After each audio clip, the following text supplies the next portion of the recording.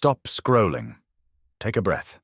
This video did not exist for you until this very moment.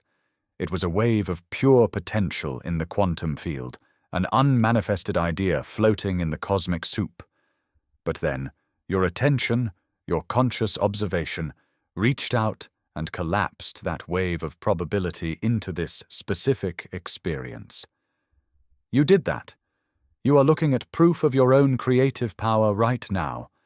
And if you have been feeling stuck, as if you are living the same day over and over, it is because you are unknowingly making three fundamental mistakes in how you observe, how you prune the tree of your reality. By the end of this transmission, you will not only understand these mistakes, but you will hold the key to becoming a conscious gardener of your own existence. Before we begin, answer this in your own mind, and perhaps in the comments below. Have you ever felt a deep, unshakable knowing that you are meant for more than what your current reality is showing you? First, you must understand the nature of the canvas you are painting on. You call it reality, but science and ancient wisdom call it the quantum field. Do not mistake this field for an empty, dead space. It is a living, intelligent, and infinite field of potential that mirrors your own consciousness. It is the ultimate observer. It does not give you what you ask for with your words. It does not respond to your begging or your pleading. It responds with perfect and unfailing accuracy to who you are being. Your deepest beliefs, your dominant emotional state, your subconscious assumptions. This is the frequency you broadcast. The field, like a perfect mirror, simply organizes energy into matter to reflect that frequency back to you as your life. Therefore, observation is not a passive act of seeing what is already there. It is a potent, active, creative force. Your every focused thought and deeply felt emotion is a command, an instruction to the field, telling it what to become for you. And this brings us to the first, and perhaps most common, mistake in creation. Mistake number 1, pruning the branches but ignoring the roots. You see an outcome you don't like in your life, a lack of abundance, a difficult relationship, a health issue. These are the branches and leaves of your reality tree. So, you get to work trying to fix them. You work harder for more money. You try to change the other person in the relationship. You search for external solutions to your physical ailments. You are frantically pruning the branches, hoping for a different fruit to grow. But the field does not build your reality from the branches. It builds from the roots. The roots are your core beliefs, your subconscious programming, the deep-seated assumptions about yourself and the world that you accepted as truth, most often in your earliest years. These roots dictate the entire health and expression of the tree. You can prune a branch of debt, but if the root of "I am not worthy of wealth" remains, the field will simply grow another branch of lack, perhaps in a new and more creative way. Think of it this way. Your subconscious mind is the soil in which the roots of your identity are planted. It is 95% of your entire conscious operating system. When you use your 5% conscious mind to affirm, "I am wealthy," while the 95% subconscious soil is saturated with the feeling of, "I never have enough," which signal do you think the quantum field receives? It hears the thunderous roar of the 95%. It feels the vibration of the roots. This is why so many feel like they are fighting against reality. You are. You are fighting your own hidden, deeper self. The universe isn't punishing you. It is lovingly and accurately showing you what is planted in your own garden. The recurring, frustrating patterns in your life are not curses. They are messengers. They are the check engine light of your soul, pointing directly to a root belief that is out of alignment with your desired reality. To try and change the external world without first changing that inner blueprint is the definition of spiritual insanity. It is an exhausting and fruitless war against your own reflection in the mirror of reality. So how do you begin to work with the roots? You stop looking outside of yourself for the cause of your experience. You must become a quantum archaeologist of your own soul. When a negative event occurs, you do not ask, "Why is this happening to me?" You must have the courage to ask, "What belief within me is this event reflecting? What part of me feels that this is normal, expected, or deserved?" This is not about blame. It is about radical sovereign responsibility. It is about realizing that every single thing in your reality is a breadcrumb trail leading back to you. The person who betrayed your trust is a reflection of a root belief that you cannot trust yourself. The job that disrespects you is a reflection of a root belief that your worth is conditional. The persistent lack of money is a reflection of a root belief that you are separate from the infinite abundance of the universe. The external world is a diagnostic tool.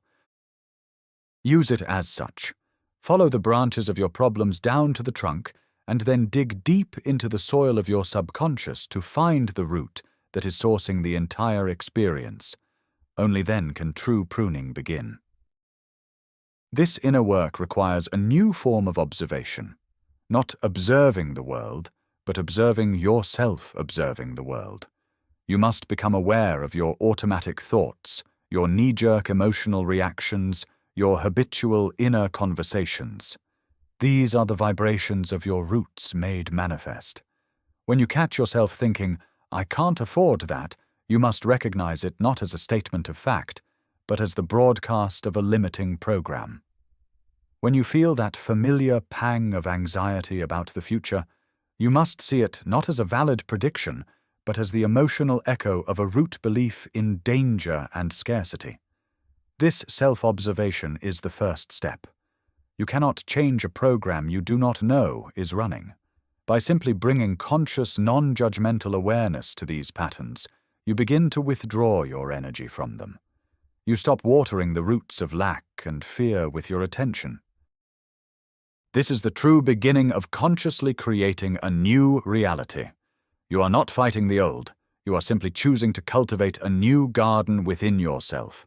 The old tree will wither on its own when its roots are no longer fed by your unconscious focus and belief. Let us explore a practical example of this root work. Imagine you desire to manifest a loving, supportive partnership, but you consistently attract partners who are emotionally unavailable. The branch is the unavailable partner. The beginner's mistake is to analyze the partner, to try and fix them, or to search for a better person. The quantum creator turns inward. They ask, "Where am I emotionally unavailable to myself? Where do I abandon myself? Where do I not listen to my own needs?" The field can only bring you a reflection of your relationship with yourself. If you are not fully present, loving, and available to your own soul, you are broadcasting a frequency of unavailability, and the universe, in its infinite love, will bring you a person to perfectly mirror that frequency so you can see it. The gift of the unavailable partner is the opportunity to become available to yourself. Once you heal that root, once you cultivate a deep and unshakable inner union, the external reflection must and will change. A new tree will grow, one that bears the fruit of a relationship that mirrors your newfound inner wholeness. This is quantum law. This principle holds true for every aspect of your life, from your finances to your health. A body in a state of dis-ease is often a physical manifestation of a root belief system that is not at ease.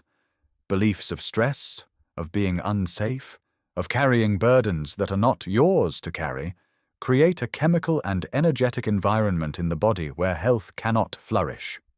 The modern approach is to prune the branch of symptoms with external treatments, and while this can be necessary, the quantum approach is to address the root of energetic and emotional imbalance. What is the story your body is telling? What is the dis-ease trying to communicate to you? By healing the inner state of being, by cultivating a root system of safety, peace, and self-love, you create a biological environment where wholeness and vitality are the natural default state. You are not fixing a broken machine, You are remembering the perfect, divine blueprint that has always existed within you. The power is not in the medicine, it is in the consciousness that directs the energy that animates your very cells. Therefore, the resolution to the first mistake is to shift your identity from a victim of circumstance to a conscious gardener of your inner world.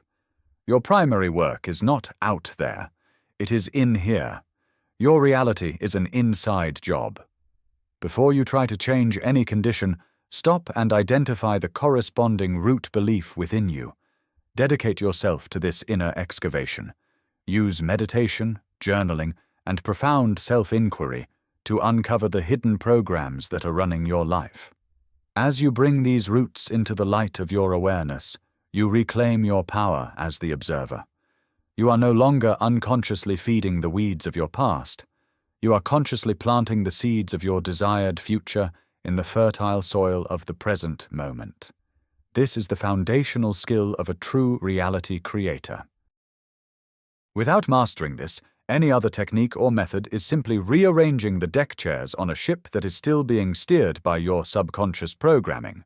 Master your inner world, and the outer world will have no choice but to bow to your design. It is the law. Now we arrive at the second great mistake, which often follows an initial awakening to these concepts. Mistake number 2, using a blunt instrument. This is the error of forcing manifestation through ego, effort, and willpower. Once you learn that your thoughts create reality, the ego loves to take charge. It treats the quantum field like a stubborn mule that must be whipped into submission. It uses affirmations like a battering ram, repeating them with desperate, forceful energy. It visualizes with intense strain, trying to make something happen. This approach is born from a deep misunderstanding of the observer effect. The field does not respond to force. Force, effort, and strain are the frequencies of lack. They scream to the universe, "I do not have this, and I need to struggle to get it." And the field, being a perfect mirror, gives you more struggle, more effort, and more of the experience of not having. Using the ego to create is like trying to perform delicate surgery with a sledgehammer. You create more resistance than results. It is an energy of contraction, not expansion. The true language of the quantum field is not thought alone, it is feeling. It is embodied frequency. You cannot think your way to a new reality. You must feel your way there. Your brain thinks, but your heart, your body, knows. The heart's electromagnetic field is thousands of times more powerful than the brain's. When you generate a feeling of gratitude, love, or abundance in your body, you are broadcasting a powerful, coherent signal into the field. This is the signal that creates worlds. The mistake of the ego is to try and think the feeling. It says, "I should feel grateful for money," but the body is still clenched in the fear of scarcity. It says, "I should feel loved," but the heart is still armored against hurt. The field does not listen to the words. It listens to the music beneath the words. It responds to the authentic vibration of your state of being. Are you broadcasting the song of lack or the symphony of fulfillment? You cannot lie to the field. Your body tells the truth every single time. True manifestation is not an act of doing. It is an act of being. The antidote to the blunt instrument of the ego is the graceful art of surrender. This is not a passive giving up. It is an active, intelligent release of control. It is a profound trust in the intelligence of the quantum field. Once you have clarified your intention, the what, you must release the how, the when, and the where to a higher intelligence. The ego wants a detailed, step-by-step plan. It wants to control every variable. The soul understands that the field has a view you cannot see. It can orchestrate synchronicities, events, and connections in ways your limited, linear mind could never conceive. Surrender is a state of open-hearted allowing. It is the deep knowing that what you have asked for is already on its way, being delivered by the most efficient and magical path possible. When you are in a state of surrender, you are relaxed, you are open, You are in flow. This relaxed, open state is the frequency of reception. You cannot receive a gift with a clenched fist. You must open your hand. Surrender is the opening of your energetic hand to receive from the universe. Consider the metaphor of a gardener once more. The ego-driven gardener plants a seed and then digs it up every hour to see if it's growing. He yells at it, worries about it, and tries to force it to sprout. This anxious, controlling energy actually repels the life force from the seed. The wise gardener, the quantum creator, plants the seed in good soil. He waters it. He provides the right conditions. And then he trusts the process. He knows the intelligence of life itself is at work within the seed. He doesn't need to manage the biochemistry of germination. He allows it to unfold. Your desire is the seed. Your feeling state is the soil and water. Your job is to create the inner conditions of fulfillment and trust. Then you let go. You trust the universal intelligence to handle the germination and the growth. Your constant worry, doubt, and need to control are the energetic equivalent of digging up the seed. It disrupts the delicate quantum process of creation. Plant the seed of your desire in the feeling of its fulfillment, and then let it go. Trust the garden. This state of being, of embodying the feeling of the wish fulfilled, is the ultimate hack of the observer effect. The observer effect doesn't mean you must stare at your bank account, forcing it to change. It means you collapse the wave of potential by becoming the person who already has the abundance you desire. How would that person walk? How would they talk? How would they feel as they wake up in the morning? You must generate that state of being now, before the evidence appears in your 3D reality. You are not waiting for reality to give you permission to feel good. You are feeling good to give reality permission to change. This is the great reversal of the creative process that humanity is now learning. You do not get it, then feel it. You feel it, then you get it. This is not faking it. It is faithing it. It is an act of profound, energetic faith, demonstrating to the field that you trust its laws more than you trust the illusions of your current circumstances. This embodiment is the most powerful signal you can ever send.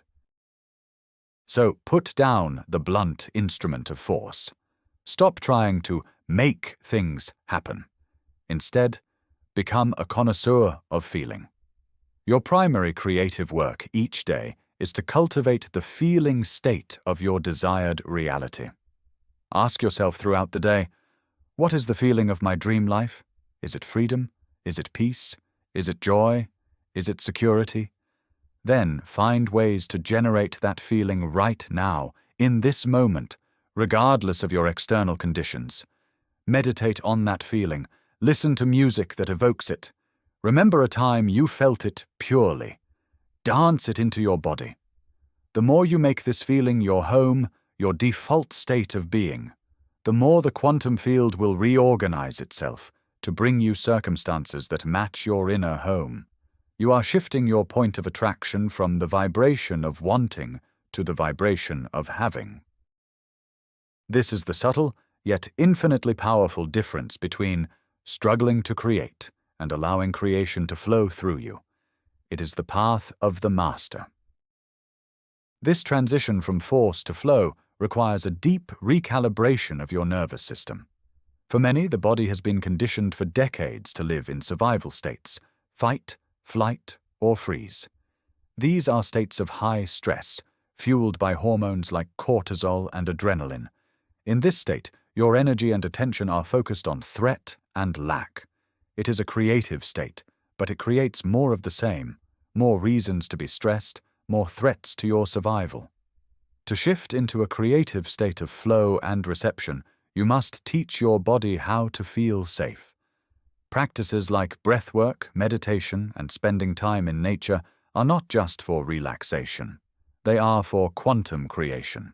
They shift you out of the contracted state of survival and into the expanded state of creation. A relaxed, coherent nervous system is a finely tuned antenna, capable of both broadcasting a clear signal of your desire and receiving the intuitive guidance that will lead you to it. Calm your body, and you will clarify your connection to the field. This is not a luxury. It is a necessity for the conscious creator. And so we come to the third and final mistake. This is the most subtle, and for many, the most challenging. Mistake number 3. Fearing the empty space. Let us say you have done the work. You have identified and uprooted a deep, limiting belief. You have let go of the need to control the outcome. What happens next? A void? A space of emptiness? The old reality, the old identity, the old problem that you have pruned away leaves a gap in its wake. Your energy is no longer consumed by it. And this void, this empty space, can feel terrifying. It is the unknown. It is the pause between the question and the answer. It is the moment between the exhalation and the next inhalation. For the ego, which thrives on certainty and definition, this void feels like death. The temptation here is immense. The temptation is to rush in and fill the void with something familiar, even if it is something you no longer want. You let go of a toxic relationship, feel the emptiness, and immediately run back to it, or find someone just like them. The void feels more painful than the familiar poison. But you must understand what this empty space truly is. It is not nothingness, it is everythingness. The void is the pure, unmanifested quantum field. It is the womb of creation.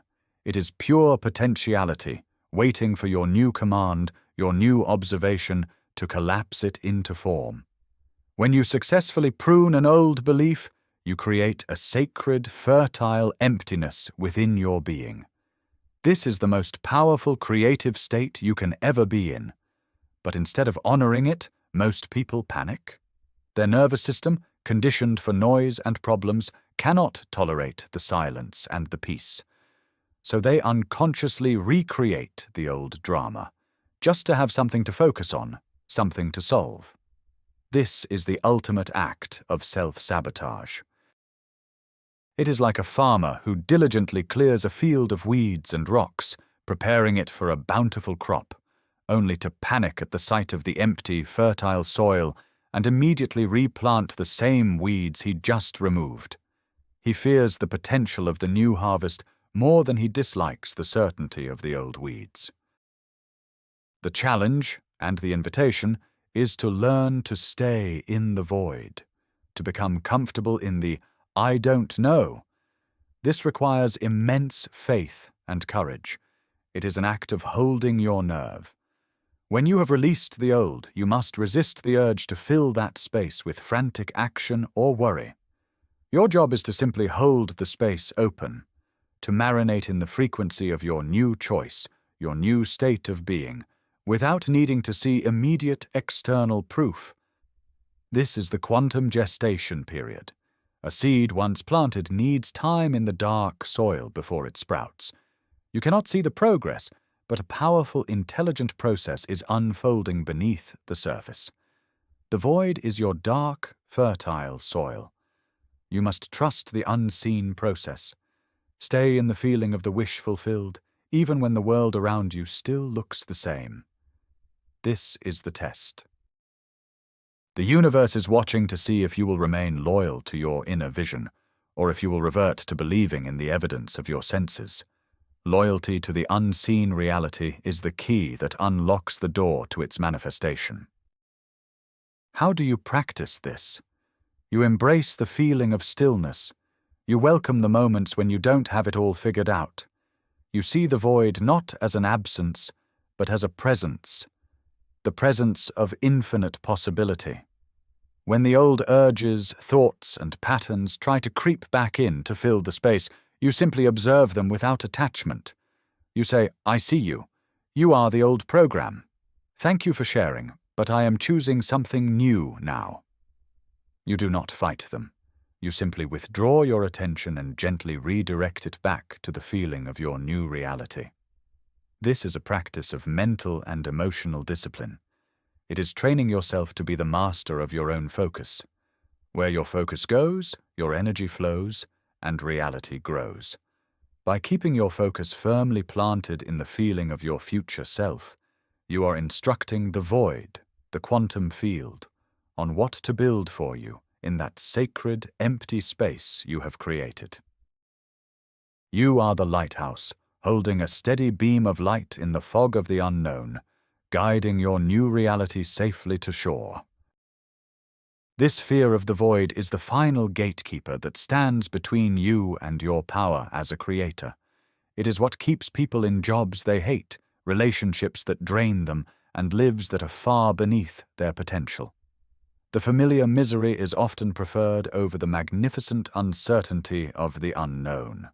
To step into your true power, you must make peace with this uncertainty. You must fall in love with the void. You must see it as your greatest ally.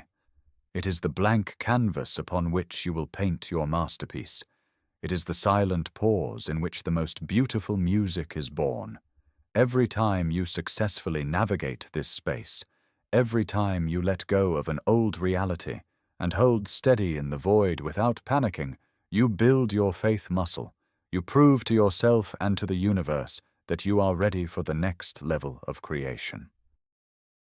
You demonstrate that you are no longer a child who needs the comfort of the old, but a sovereign creator who is ready to command the new. Embracing the void is the graduation ceremony of consciousness. So let us recap the 3 great mistakes. First, pruning the branches of your circumstances while ignoring the roots of your beliefs. Second, using the blunt instrument of ego and force instead of the graceful frequency of feeling and surrender. And third, fearing the fertile void, the sacred empty space where all new creation is born. These are not just philosophical ideas. These are the operational physics of your reality. Look at your life right now. Where are you making these errors? Be honest with yourself. This awareness is the beginning of your freedom. You are not a victim of a random universe. You are a powerful creator who simply has not been given the instruction manual. This is your manual. This is your key. You have the power to consciously prune the limiting beliefs, to embody the feelings of a new future, and to stand courageously in the void as that future crystallizes around you. The entire quantum field is waiting, with bated breath, for your instruction. What will you command it to become? The ultimate realization is this: you are not a small, separate self living inside of a vast reality. You are the reality. You are the quantum field itself, having a focused experience through the lens of your body and mind. The observer and the observed are one.